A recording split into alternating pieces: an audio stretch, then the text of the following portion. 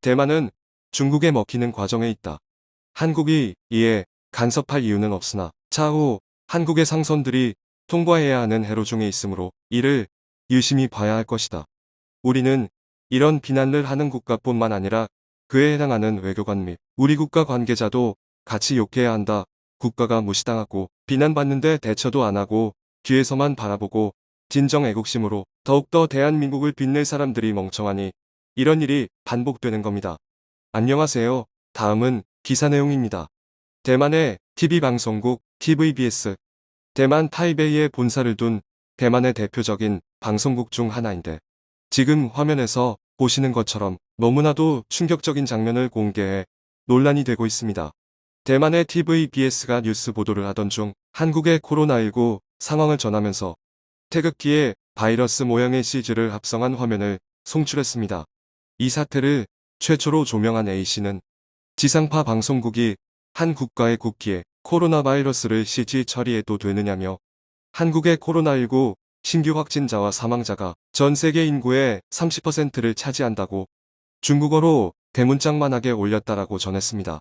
그러면서 대만에서는 항상 한국을 코로나 방역 비교 대상으로 둔다라며 한국에서 아무 이야기를 하지 않아 끊임없이 이러한 방송을 내보내는 것 같은데 앞으로는 그냥 두고 보지 말고 제재를 해야 하는 게 아닌가 싶다라고 덧붙였습니다. 한국을 향한 대만의 도발은 이뿐만이 아닙니다. 대만의 한 방송사가 한 중국 동방항공 여객기 사고 승객 123명과 승무원 9명을 태운 중국 동방항공 소속 MU-1735편 여객기는 21일 오후 원난성 군밍을 출발해 광둥성 광저우로 향하던 도중 광시 장족자치구 우저우 평현 인근 산악지역에 추락 관련 보도를 내보내면서 국내 항공사인 아시아나항공 여객기 모형을 등장시켰습니다. 아시아나항공 대만 지점이 곧바로 방송사에 항의했고 해당 방송사는 영상을 유튜브 등에서 비공개 처리했지만 이 장면은 이미 대만 네티즌들에 의해 곳곳에 퍼져버렸습니다. 대만 지상파 방송사 FTV는 22일 한국 시각 전날 발생한 중국 동방항공 여객기 추락 사건을 다뤘습니다. 이날 방송에는 전직 여객기 조종사 A씨가 사고 여객기 결함 부분을 설명하기 위해 여객기 모형을 들고 나왔습니다. 그러나 문제는 A씨가 이번 동방항공 여객기 추락 사고와 무관한 우리나라 아시아나항공 여객기 모형기를 들고 있었다는 점입니다. 여객기 모형 앞부분에는 아시아나 항공 영문 로고가 고리날개에는 아시아나항공을 상징하는 빨강 파랑 노랑 등 총 7가지 색동 문양과 태극기가 새겨져 있었습니다. 현재 대만에 거주 중인 한국인 B씨는 FTV 뉴스를 보고 크게 분노했습니다. C는 27일 조선닷컴에 저렇게 마음대로 타국 모형기를 사용하는 대담함과 뻔뻔함에 놀랐다. 더 열받는 건 아시아나 항공 모형기로 추락하는 모션을 취했다는 거다. 중국어를 모르는 외국인들이 이 뉴스를 보면 이번 사고가 마치 아시아나 항공과 관련이 있는 거로 알지 않겠어요. 이건 국가 이미지에도 큰 손해다라고 했습니다. 이것이 끝이 아닙니다. 대만에서 LNG 컨테이너선을 독점 운영하는 유일한 해운사 양민마린이 1조 원대 컨테이너선을 사겠다고 밝혔는데 공교롭게도 한국과 일본의 경쟁이 됐습니다.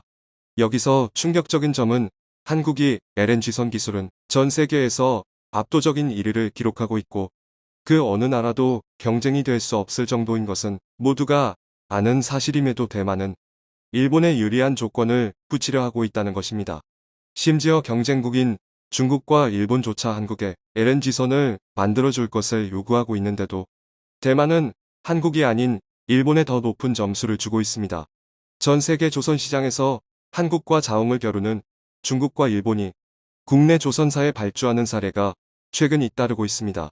자국 발주율이 100%에 가까운 두 국가가 다른 국가에 특히 경쟁국인 한국에 발주하는 것은 상당히 이례적인데요. 특히 한국이 독보적 기술력을 가진 액화천연가스 LNG 운반선 분야에서 이 같은 경향이 두드러지고 있습니다. 수주 선종은 LNG선 5척, 액화석유가스 LPG 운반선 4척, 탱커 2척 순으로 LNG선들은 일본 최대 선사인 미스 EOSK 상선이 대우조선 해양공사 1660에 발주한 것으로 알려졌습니다. 이렇게 일본조차 한국에 LNG선을 맡기고 있는데 도무지 대만의 선택은 상식적으로 납득할 수가 없습니다. 이렇게 대만이 한국에 황당한 도발을 걸어오는 것은 한국의 열등감을 느끼는 대만인들의 특성 때문이라고 전문가들은 분석했습니다. 대만과 밀월 관계를 맺은 일본도 이를 거들었는데요. 일본 경제주간지 다이아몬드는 24일 대만과 한국은 일찍이 아시아의 네마리용으로 각기 전자산업을 성장의 중심축 삼아 라이벌로 경쟁해온 사이라면서 오랫동안 한국 경제가 우세했지만 곧 대만이 역전할 것으로 보인다고 전했습니다. 역시 일본 매체죠.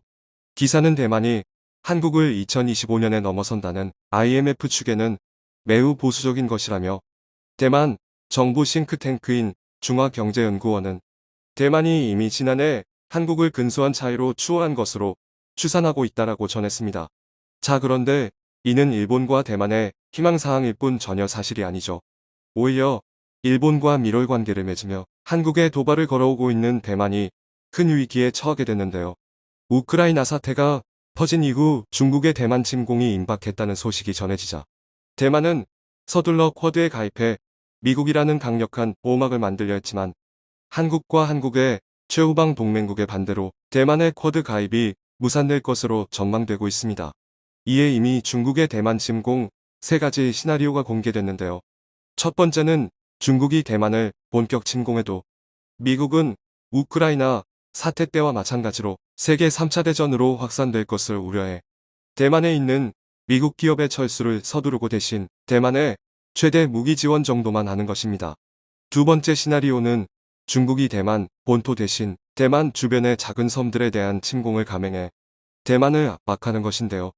이렇게 되면 사실상 미국이 대만을 직접적으로 도와줄 수 있는 명분은 더욱더 줄어들게 됩니다.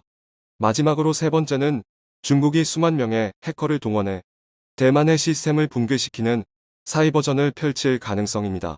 3가지 시나리오 모두 현재 상황에서는 미국이 대만에 직접적으로 개입할 가능성이 있습니다.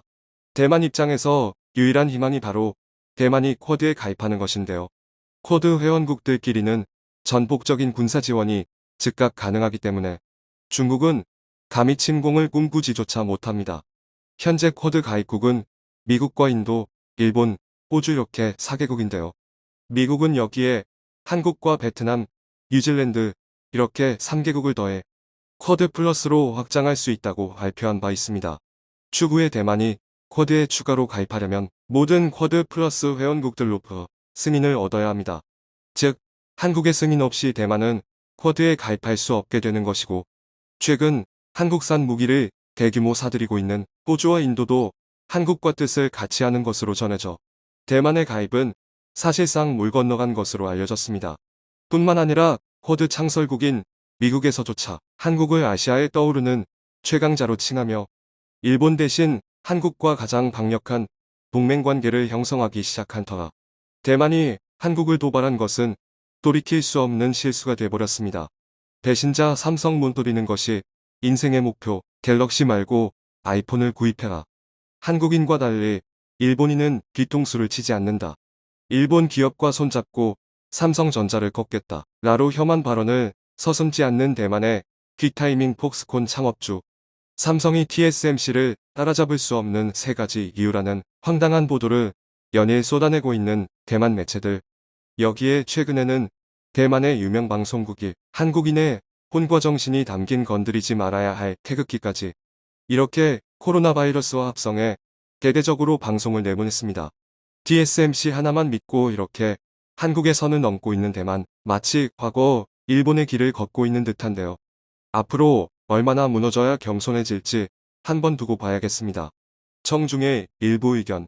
대만이 중공에 점령당하기 전에 반도체 산업은 철저하게 파괴해야 할 것이고 이 산업에 종사하는 유능한 기술자들은 선별하여 받아들여 우월한 반도체 기술들이 중공에 넘어가지 않도록 만반의 준비를 해야 한다. 이번에 대한민국의 선 넘어버린 행동을 보여주신 대만은 우크라이나 전쟁보다 더한 경험을 하시길 기도합니다.